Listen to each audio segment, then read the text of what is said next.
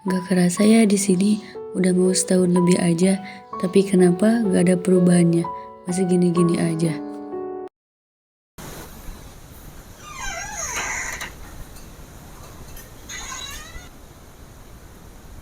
Ini kenapa kok bengong gitu liatin bukunya? Bukunya ada yang hilang ya? Enggak kok teh, masih komplit. Terus kenapa teh?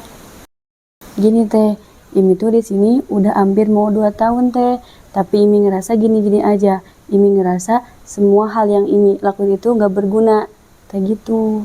Jangan begitu teh, kan proses seseorang itu berbeda-beda. Jadi teh ini harus semangat. Ya makasih teh.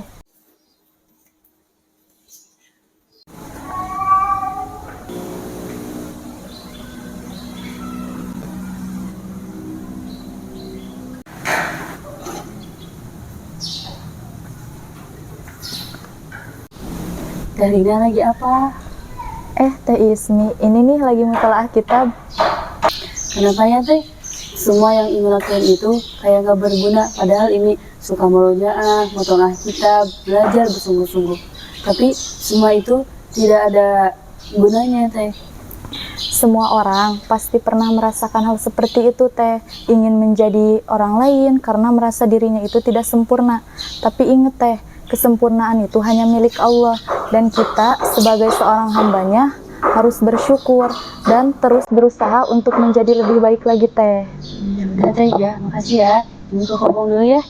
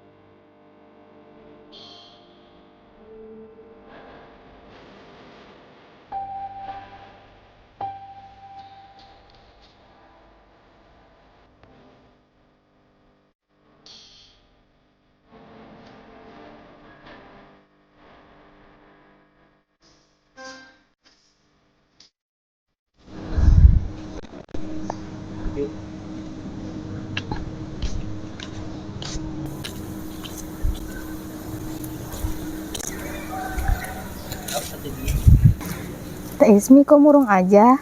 Udah teh. Kenapa kok Teh Ismi akhir-akhir ini murung terus? Rindu rumah ya? Enggak teh, ini juga kan rumahku. Pesantrenku adalah rumahku. Teh Ismi bisa aja.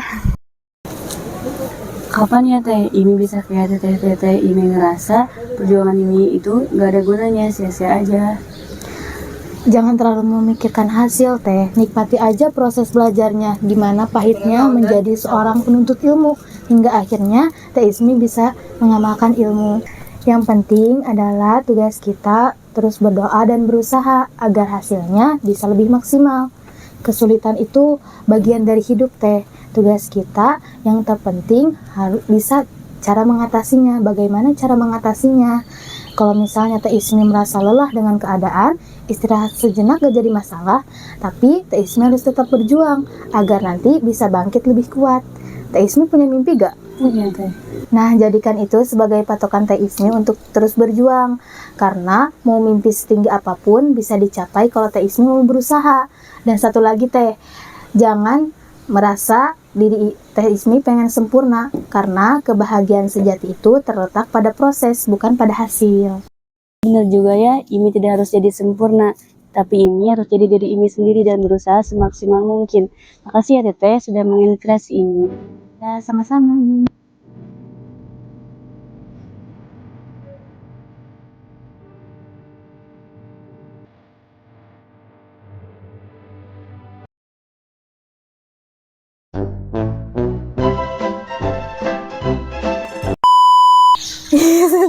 Ih, dasar kayak lama adan pada ini. Ini bisa aja.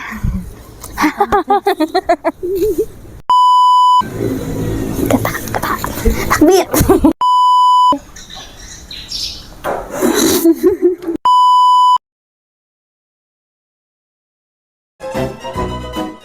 Assalamualaikum warahmatullahi wabarakatuh.